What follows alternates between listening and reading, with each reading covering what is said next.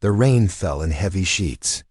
Not the kind of rain that feels romantic, the kind that makes people step out onto their porch just to listen to the sound of water touching the ground. This was Lagos rain, thick, murky, heavy enough to feel as if it could drag the entire city under with it. The drops slammed against corrugated metal roofs, against sun-baked asphalt, against the tall iron fence of a grand mansion in Ikoyi, creating a low, endless rumble like a long, unbroken accusation. In front of the gate, beneath the cold yellow light mounted on a stone pillar, an elderly woman stood hunched over. She pulled her worn coat tighter around herself, as if holding on long enough might convince the cold in her bones to retreat. She carried no suitcase, no luggage, nothing that proved she belonged anywhere. Only a thin, crumpled plastic bag, clenched tightly in her hand from the long journey. Inside were a few small things: an old handkerchief, a nearly empty bottle of water, and a photograph folded in half, a young woman holding a skinny little boy, both smiling, with the kind of smile worn by people who believe tomorrow will surely be better than today. Her name was Mama Adesewa. It had been a long time since anyone had spoken her name. People called her other things: old woman, market seller, Kunle's mother, and in recent years, most often nothing at all. She had faded into a shadow within her son's dazzling success story, a detail no longer needed, a reminder those living behind glass walls preferred not to see. She looked up at the tall iron gate, black and gleaming with rain. Beyond it, the lights inside the mansion glowed white and steady like another world altogether. A world of cleanliness, perfume, and air conditioning. In that world, people did not get wet. In that world, no one had to beg for a place to stay the night. Mama Adesewa raised her hand to knock. Then she stopped halfway like someone afraid that a single sound might turn her into a trespasser. She swallowed hard. Her throat burned from the wind, from a day spent drinking nothing but water. But the pain that cut deeper was the one no one could see, a quiet shame creeping into the deepest part of her chest. Not shame for being poor.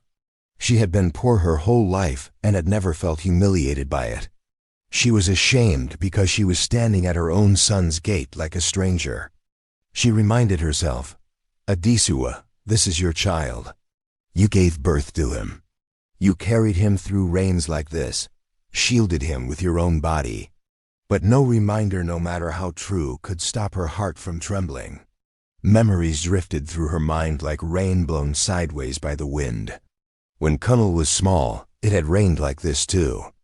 Their roof leaked. She placed a metal basin in the middle of the room to catch the water, then carried her son to a corner to keep him dry. Kunle had a fever, his body burning. She fanned him all night with an old newspaper. She had whispered to him, praying as she spoke, "Sleep, my son. Mama is here." That night, she made a promise no one else heard, that no matter how cruel life became, she would never let her child grow up trapped in the same humiliating poverty she had known. And she kept that promise.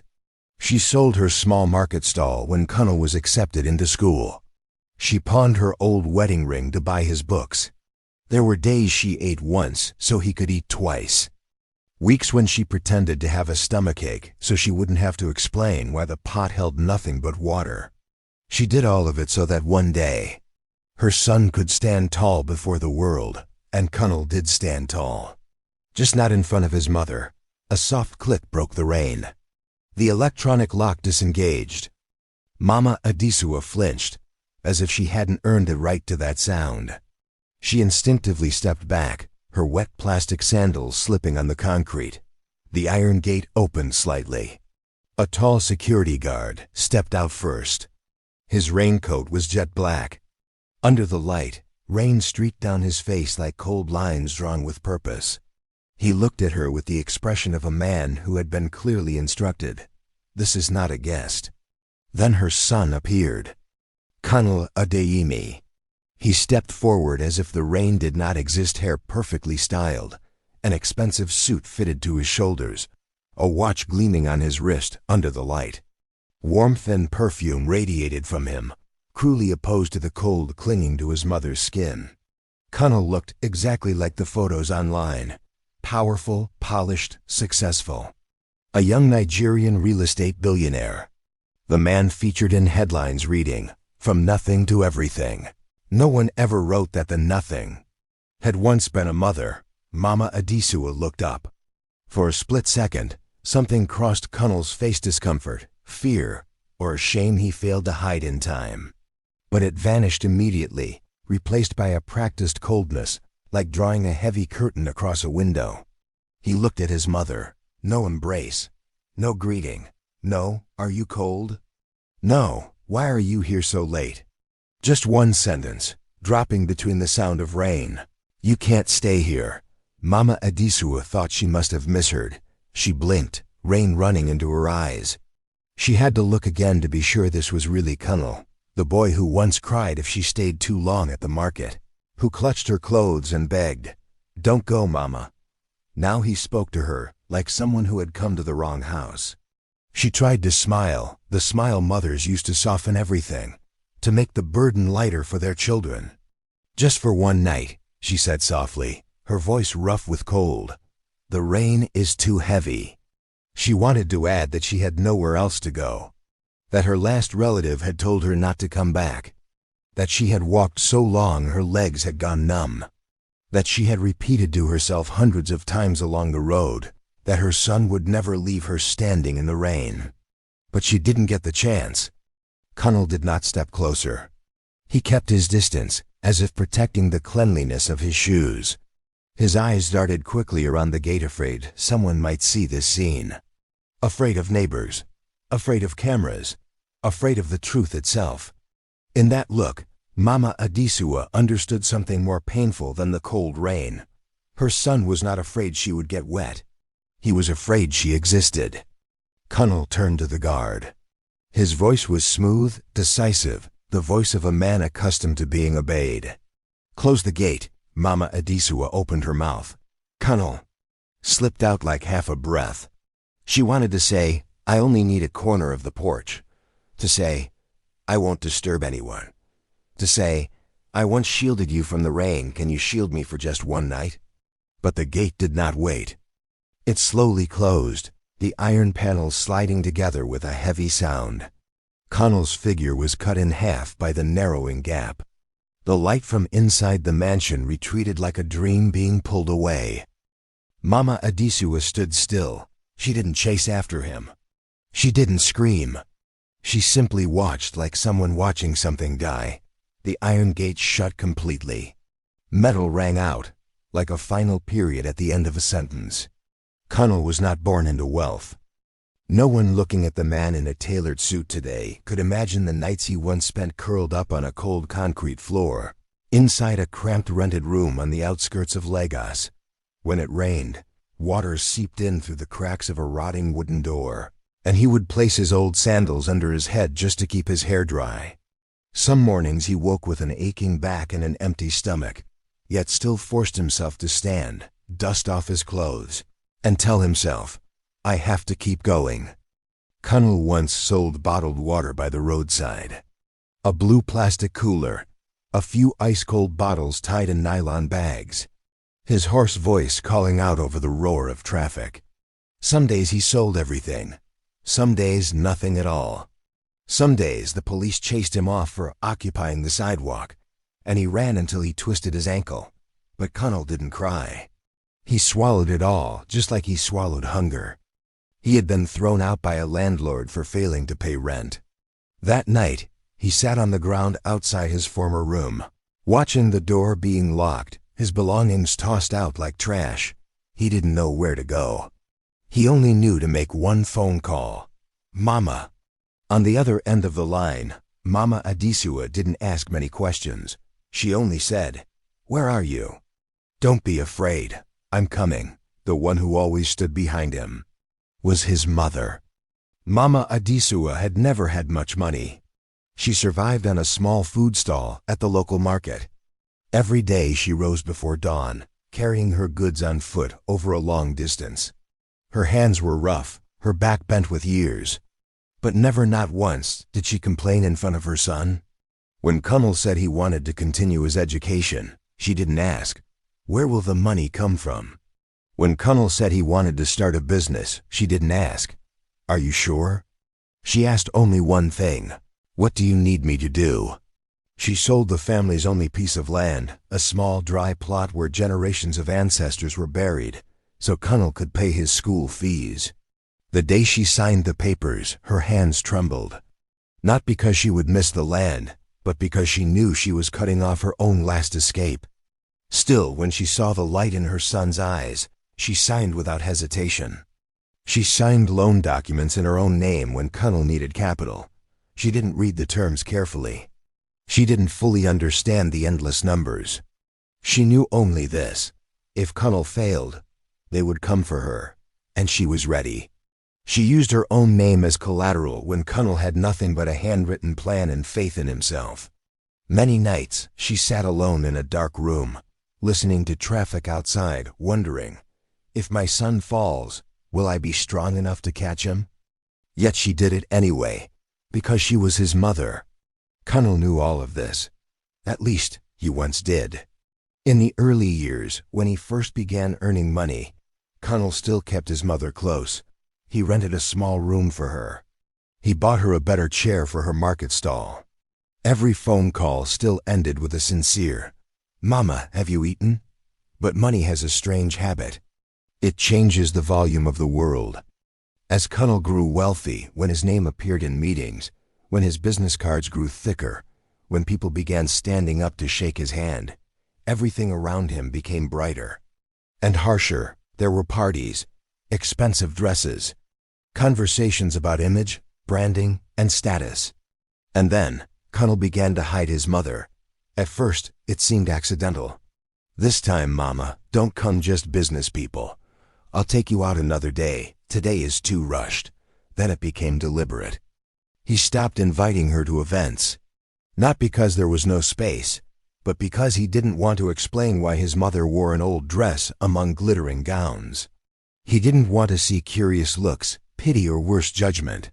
He didn't let her appear in front of his wife. The woman Kunle married was beautiful, elegant, and deeply accustomed to a world where everything had to be proper. From their first meeting, she smiled politely at Mama Adesewa, a smile that never reached her eyes. Later that night, in the bedroom, as she removed her jewelry, she said softly but clearly, "She embarrasses me." There was no malice in her voice. It was said gently, like an obvious fact. Kunle didn't respond right away. He sat on the bed, staring at his phone. In his mind appeared the image of his mother standing at the market, calling out to customers, her hands smelling of dried fish and spices. He knew the statement was wrong. He knew his mother was nothing to be ashamed of. But he also knew the world could be cruel to anything that didn't fit. Kunle didn't argue, didn't defend her, didn't explain. He chose silence. And in that silence, Mama Adesewa began to disappear from her son's life, not because she walked away, but because, little by little, there was no longer any place left for her. That night, Mama Adesewa did not leave. She didn't know why she was still standing there after the gate had closed. Maybe her legs were too tired to carry her even one more step. Maybe somewhere deep inside her, a small, stubborn part like a child still believed her son would come back out. That Kunle only needed a few minutes to think. That once he set his knife down, once the laughter inside softened, he would remember his mother was outside, cold and soaked in the rain. But Lagos does not wait for anyone. The rain kept falling, heavy and unforgiving. Mama Adesewa moved closer to the wall beside the gate, where a narrow ledge offered shelter from a few of the drops. She lowered herself down slowly, as if afraid that once she sat, she might not be able to stand again. She placed the thin plastic bag on her lap like something precious, as if it held not just her belongings, but the last fragments of her dignity. Rain seeped through her worn coat. First, the cold settled into her back. Then it spread down her arms, all the way to her fingertips. She trembled uncontrollably, yet forced herself to stay silent, because silence was the last thing she still had control over. She looked up at the black iron gate. Under the yellow light, It reflected long streaks of gold, like veins running through an old scar. Inside, the white glow of the mansion remained steady, unmoved by her presence. Mama Adesewa suddenly remembered a night long ago. Kunle had been small then thin, wide-eyed. It was raining. It was cold, the roof leaked. Her son's fever was so high his lips were cracked, his words slipping into delirium. She had held him close against the wall, wrapping her own clothes around his body. When rain dripped onto her head, she didn't move. She only bent down, kissed his forehead, and whispered, "Don't be afraid. Mama is here." That night, she had been the roof. Tonight, she sat at the foot of the house she had built with her entire life, and had no shelter at all. Soft footsteps echoed on the wet tiles. A young security guard approached. He was very young, his posture still carrying a trace of uncertainty.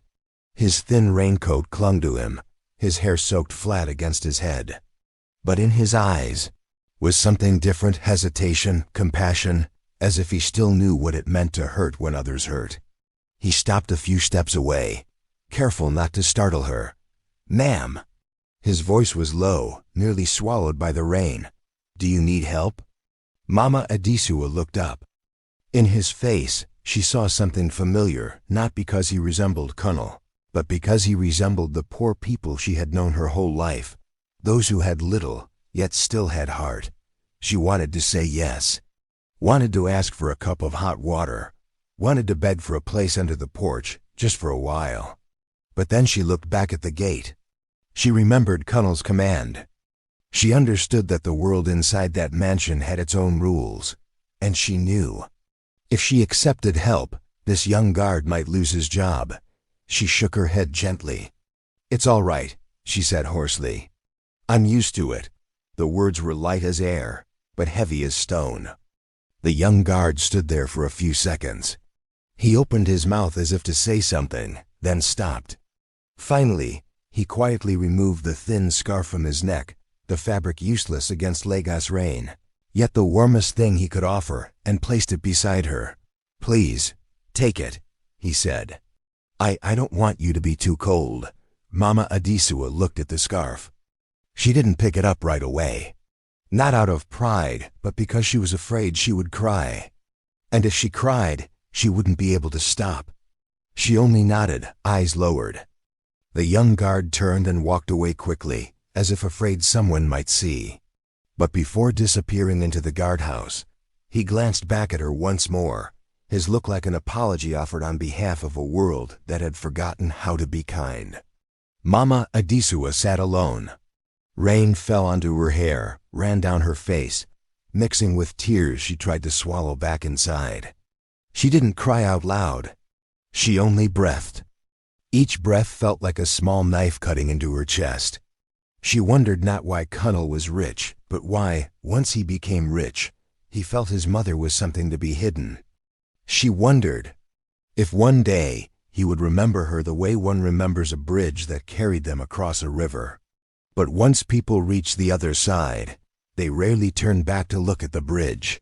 They just keep walking, as if they had crossed on their own. Inside the mansion, in another world, Kunle was having dinner. The long table stretched like a cold, perfect line. Overhead lights reflected off silver cutlery.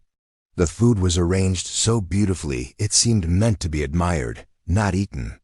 The meat was still hot, the soup still steamed. A glass of lemon water sat decorated with thin slices, like a picture in a magazine. His wife talked about an upcoming party, about which dress color would suit the lighting, about a very important partner he needed to impress. Her words fell lightly, like small stones, but each one struck Kunle's chest with a dull thud. He picked up his knife, cut the meat, brought it to his mouth. But as he chewed, he tasted nothing, because in his mind, the image kept replaying the gate closing, the heavy sound of metal, and his mother's hunched figure beneath the yellow light. He took a sip of water, forcing down the tightness in his throat. His wife smiled. The light made the ring on her finger sparkle. Kunle forced a smile in return. But the smile felt like a mask. He looked down at the full plate in front of him, Everything was hot, clean, and worthy of his position. And yet, he felt cold. He couldn't hear the rain. But he knew it was still falling, and somewhere very close. Someone was getting soaked because of him. Kunle set the knife down. His fingers tightened against the edge of the table, as if letting go would make him shake. He swallowed. But nothing went down. The lights were bright. The food was warm. Everything was abundant. Yet he could not enjoy a single bite. A few days later, the city of Lagos returned to its familiar rhythm, loud, rushed, as if there were no room for forgotten private stories. Traffic flowed in endless lines. Horns blared with impatience, and new buildings continued to rise, slowly blocking out old memories.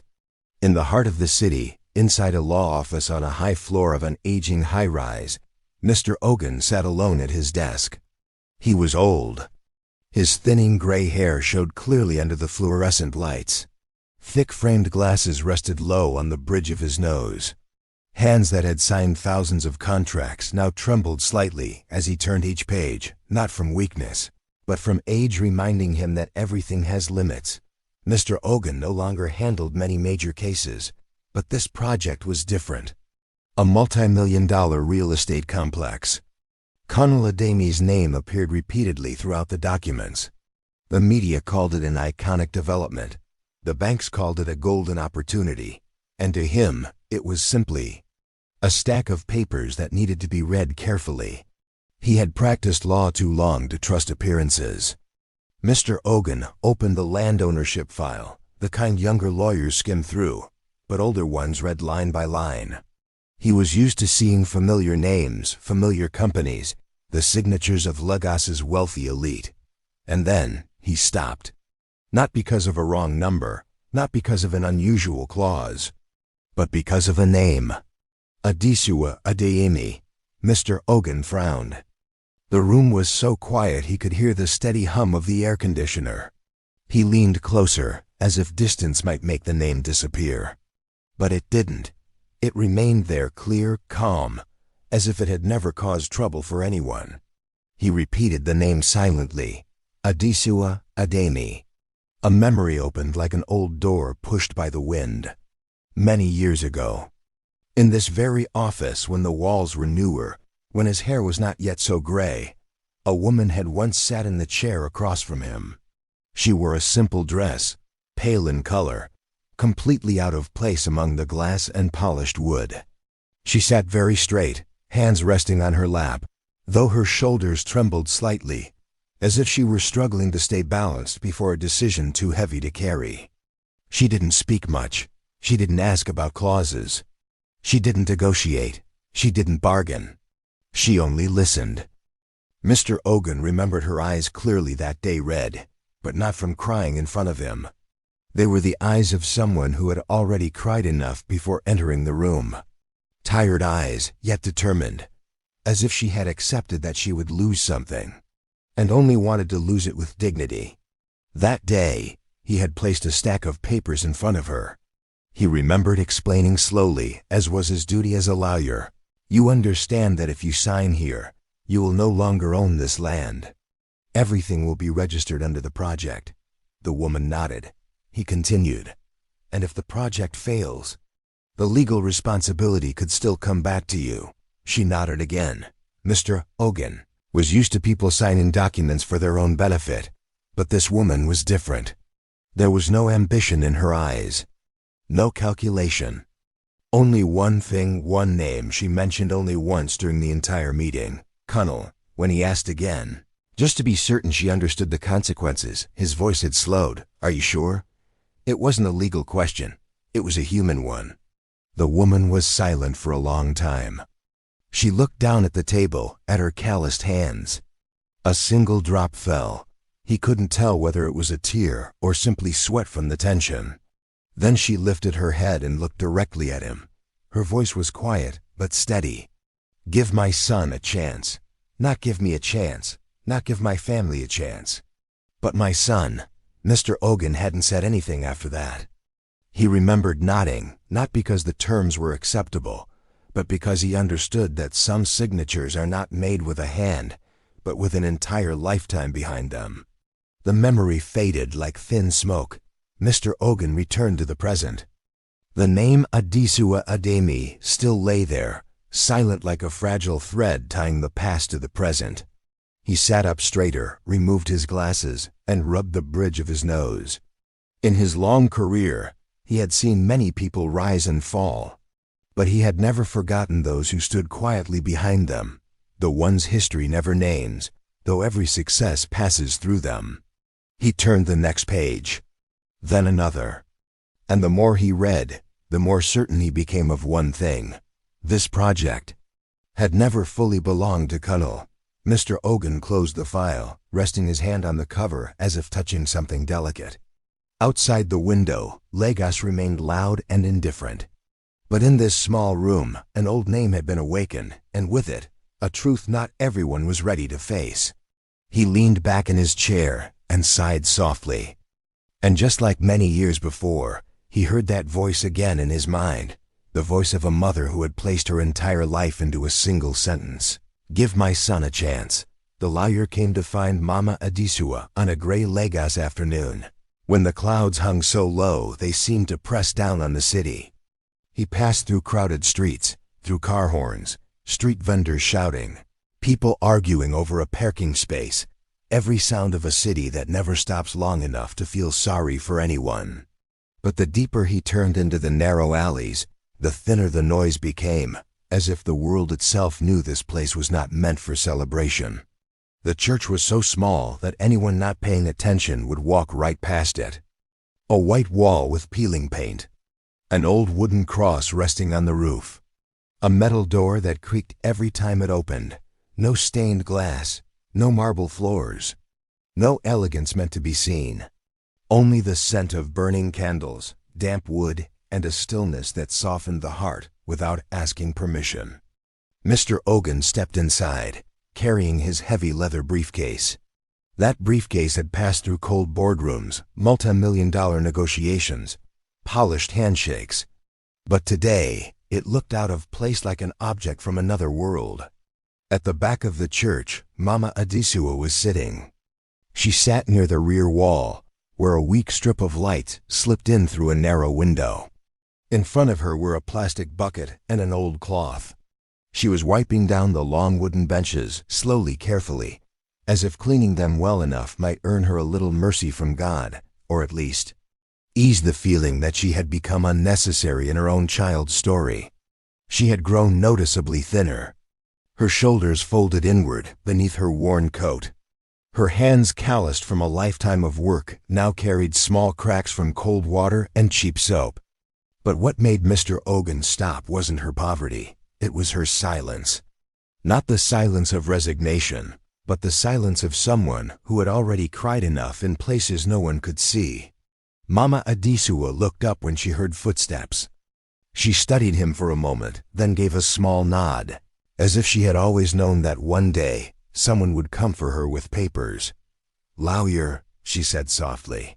Her voice was rough, yet steady, the calm of a Nigerian mother, forged by hunger, loss, and the necessity of standing upright for her child. Mr. Ogun pulled out an old wooden chair and sat across from her. The chair creaked quietly. The sound echoed in the room, because here there was no air conditioner to drown out what was real. He placed the leather briefcase beside him and opened the lock. Click. The sound was sharp enough to make Mama Adesewa flinch. She looked at the briefcase as one looks at a kind of power they have never belonged to. Mr. Ogun removed a thick stack of documents, neatly clipped, and set it between them. White paper, black ink, red stamps, the coldest language in the world. Mama Adesewa did not reach for it. She stared at it for a long time without blinking, as if inside those pages were not just clauses, but sleepless nights, counted coins, and the hunger she swallowed so her son could eat enough. Mr. Ogun cleared his throat. He was used to speaking in meeting rooms, used to a firm, controlled voice. But here, in front of a mother, he found he could not speak the same way. "Mrs. Adesewa," he began, then paused. I'm here because of your son's project." For the briefest moment, Her eyes trembled like a name brushing against a wound that hadn't fully closed. He continued slowly, "You know, if you withdraw this signature," he was about to say everything would collapse, that the banks would freeze the accounts, that Kunle would lose the things he was so proud of, that this was her chance to reclaim what belonged to her. But Mama Adesewa interrupted him. Her voice wasn't loud. Not angry, not shaking. "I don't want to take back what's mine." Mr. Ogun froze. He looked at her as if he had just heard something illogical. In his years as a lawyer, he had seen it all: siblings suing each other over a meter of land, relatives deceiving one another for a signature, people pushing family into ruin for money. But the woman in front of him spoke as if property meant nothing at all. He asked again, his voice lower, You don't want it back? You understand what this means?" Mama Adesewa met his eyes. There was something in her gaze that tightened his throat, not hatred, but exhaustion.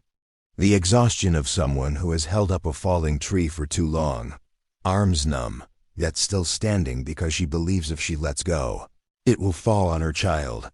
She exhaled very softly. "I didn't come here to destroy it," she said, more to herself than to him. "And I don't want to see him lose everything." Mr. Ogun felt heat rise in his chest. He understood immediately. This was the kind of mother Nigeria produces in great numbers. Women who can be broken by their children, yet still refuse to watch them die from their own fall. Mama Adesewa lowered her gaze to her hands. Hands that had carried Kunle through rainy seasons. Hands that had signed away the family's only land. Hands that had held the pen steady while tears refused to fall onto the paper. She spoke again, very quietly, like a confession to God inside that room. "I just want to stop lending." The words fell as lightly as dust. But to Mr. Ogun, they sounded like a door closing. Not the iron gate of a mansion, but the door inside a mother's heart, finally shutting after being held open her entire life. "I just want to stop lending." The lawyer came to find Mama Adesewa on a gray Lagos afternoon, when the clouds hung so low they seemed to press down on the city. He passed through crowded streets, through car horns, street vendors shouting, people arguing over a parking space, every sound of a city that never stops long enough to feel sorry for anyone. But the deeper he turned into the narrow alleys, the thinner the noise became, as if the world itself knew this place was not meant for celebration. The church was so small that anyone not paying attention would walk right past it. A white wall with peeling paint. An old wooden cross resting on the roof. A metal door that creaked every time it opened. No stained glass. No marble floors. No elegance meant to be seen. Only the scent of burning candles, damp wood, and a stillness that softened the heart without asking permission. Mr. Ogun stepped inside, carrying his heavy leather briefcase. That briefcase had passed through cold boardrooms, multi-million-dollar negotiations, polished handshakes. But today, it looked out of place like an object from another world. At the back of the church, Mama Adesewa was sitting. She sat near the rear wall, where a weak strip of light slipped in through a narrow window. In front of her were a plastic bucket and an old cloth. She was wiping down the long wooden benches, slowly, carefully, as if cleaning them well enough might earn her a little mercy from God, or at least ease the feeling that she had become unnecessary in her own child's story. She had grown noticeably thinner. Her shoulders folded inward beneath her worn coat. Her hands, calloused from a lifetime of work, now carried small cracks from cold water and cheap soap. But what made Mr. Ogun stop wasn't her poverty. It was her silence. Not the silence of resignation, but the silence of someone who had already cried enough in places no one could see. Mama Adesewa looked up when she heard footsteps. She studied him for a moment, then gave a small nod, as if she had always known that one day someone would come for her with papers. "Lawyer," she said softly. Her voice was rough, yet steady, the calm of a Nigerian mother, forged by hunger, loss, and the necessity of standing upright for her child. Mr. Ogun pulled out an old wooden chair and sat across from her. The chair creaked quietly. The sound echoed in the room, because here there was no air conditioner to drown out what was real. He placed the leather briefcase beside him and opened the lock. Click. The sound was sharp enough to make Mama Adesewa flinch. She looked at the briefcase as one looks at a kind of power they have never belonged to. Mr. Ogun removed a thick stack of documents, neatly clipped, and set it between them. White paper, black ink, red stamps. The coldest language in the world. Mama Adesewa did not reach for it. She stared at it for a long time without blinking, as if inside those pages were not just clauses, but sleepless nights, counted coins, and the hunger she swallowed so her son could eat enough. Mr. Ogun cleared his throat. He was used to speaking in meeting rooms, used to a firm, controlled voice. But here, in front of a mother, he found he could not speak the same way. "Mrs. Adesewa," he began, then paused. I'm here because of your son's project." For the briefest moment, her eyes trembled like a name brushing against a wound that hadn't fully closed.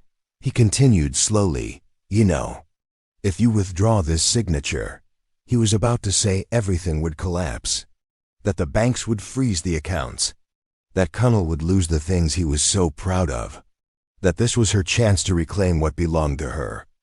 But Mama Adesewa interrupted him. Her voice wasn't loud, not angry, not shaking. "I don't want to take back what's mine." Mr. Ogun froze. He looked at her as if he had just heard something illogical. In his years as a lawyer, he had seen it all: siblings suing each other over a meter of land, relatives deceiving one another for a signature, people pushing family into ruin for money. But the woman in front of him spoke as if property meant nothing at all. He asked again, his voice lower, You don't want it back? You understand what this means?" Mama Adesewa met his eyes. There was something in her gaze that tightened his throat, not hatred, but exhaustion. The exhaustion of someone who has held up a falling tree for too long, arms numb, yet still standing because she believes if she lets go, it will fall on her child. She exhaled very softly. "I didn't come here to destroy it," she said, more to herself than to him. "And I don't want to see him lose everything." Mr. Ogun felt heat rise in his chest. He understood immediately. This was the kind of mother. Nigeria produces in great numbers women who can be broken by their children, yet still refuse to watch them die from their own fall. Mama Adesewa lowered her gaze to her hands. Hands that had carried Kunle through rainy seasons. Hands that had signed away the family's only land. Hands that had held the pen steady while tears refused to fall onto the paper. She spoke again, very quietly, like a confession to God inside that room. "I just want to stop lending." The words fell as lightly as dust. But to Mr. Ogun, they sounded like a door closing. Not the iron gate of a mansion, but the door inside a mother's heart, finally shutting after being held open her entire life. "I just want to stop lending." Kunle went looking for his mother. Not the kind of search done by a man with assistants, drivers, and phone calls that could open any door. This time, he searched like a child lost in a crowded market, confused, out of rhythm, and so exposed that even he didn't recognize how weak he could be. He started in a place he had never truly entered before. A church. Small churches tucked into narrow alleys, where the poor pray with calloused hands, where the scent of burning candles mixes with wet clothes and damp wood. Kunle walked in wearing an expensive coat, polished shoes, but every gaze slid past him as if he were a stranger. Here, no one cared who he was. Here, no one stood up to shake his hand. He asked an elderly nun, "Ma'am, have you seen an older woman named Mama Adesewa? Dark-skinned, gray hair. She's—" His voice caught on the word mother. The nun looked at him for a long moment, her eyes reading something deeper than his question. Then she shook her head. "There are many mamas here," she said softly. "But if you're looking for someone who had to come here because of you, then you're already too late." Kunle left the church, stepping back into the sunlight and still feeling cold. He went to the hospital. The hospital corridors of Lagos smelled of disinfectant mixed with sweat. Rows of plastic chairs. Family members sleeping upright, hugging bags of belongings. Children crying. Nurses calling names. Kunle had never truly seen this world. In his world, hospitals meant VIP rooms, clean walls, quiet halls. Here, the hospital looked like real life, crowded, rough, and indifferent to status. He asked the receptionist, the guards, even the porridge sellers at the gate. Each time he said, "Mama Adesewa," it felt like turning back a page he himself had torn out of his life. No one knew for sure. Some said they'd seen an elderly woman sleeping on a bench the night before.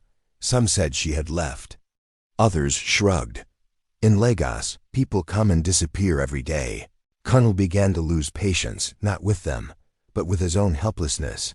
He had never needed to ask for information. Never had to wait. Never had to stand among a crowd like an ordinary man. But now he was no longer someone who could command and be obeyed. He was just a son looking for his mother. 3 days. 4 days. Kunle barely slept. Food had no taste. His phone rang constantly, but for the first time, what terrified him wasn't business or money. It was the thought that with every passing hour, his mother might be growing weaker, might disappear forever. While he was still searching, late one afternoon, as the sun poured a dull gold over the city, he returned to the old church once more like a man clinging to his last thread. And this time, he saw her. Mama Adesewa was sitting by the steps near the church entrance. Not in shadow, but in a narrow strip of sunlight. She was folding an old scarf. The movements were slow, even, careful, as if keeping things neat might somehow make life neater too. Kunle froze. In his mind flashed the image of her standing in the rain outside his mansion gate. But the woman before him now looked even thinner. Her shoulders had shrunk. Her skin was darker, her hair grayer.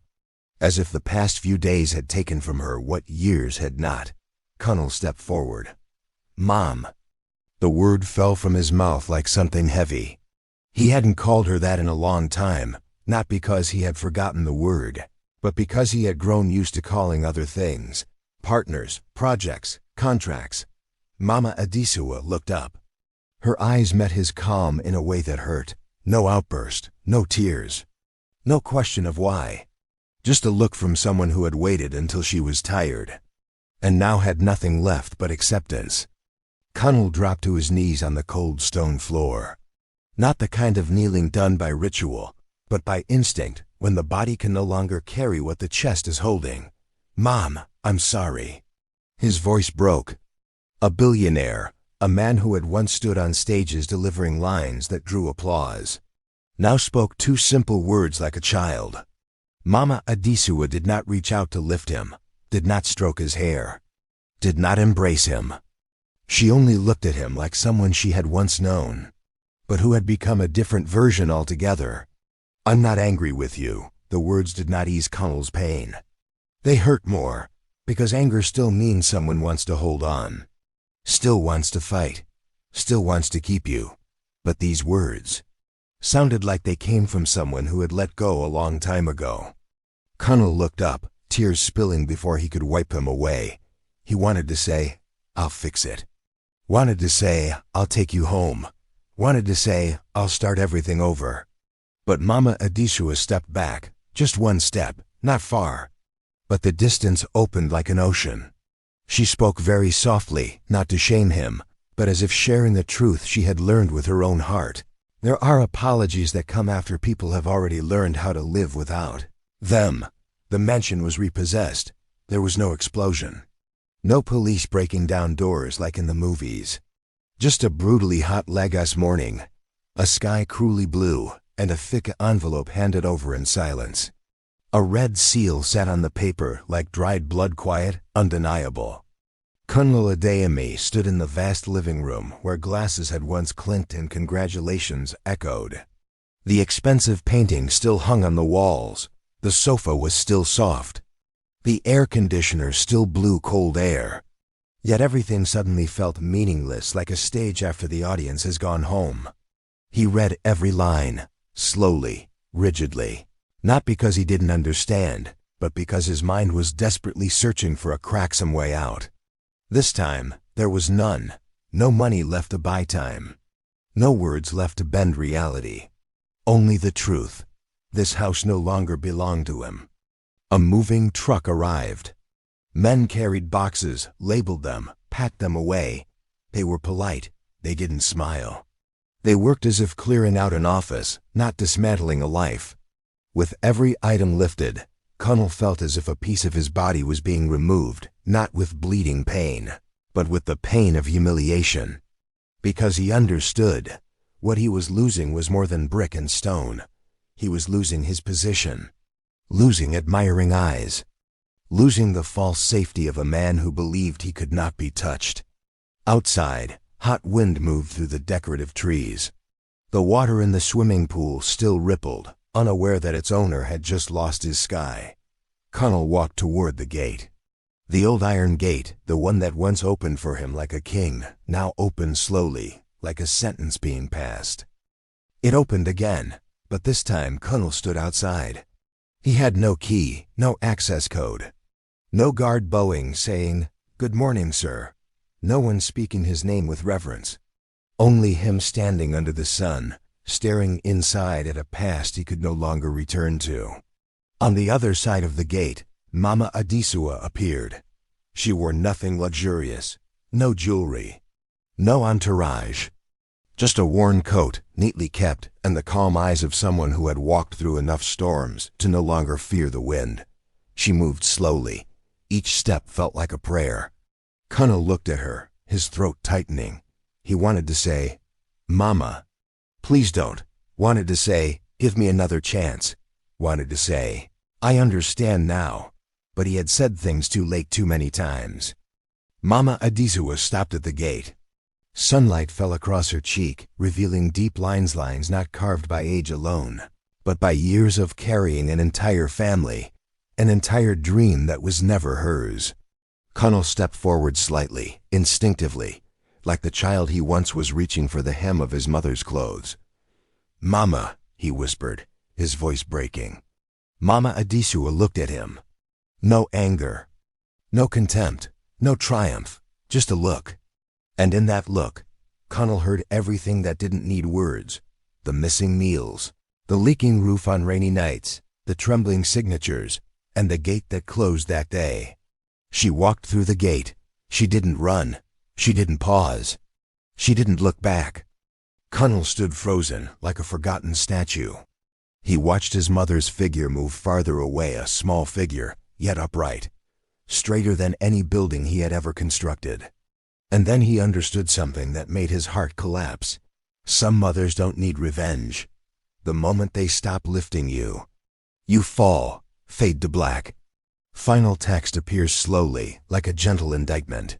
Some people build their children a future, not so they can stand above them, but so they never forget where they came from.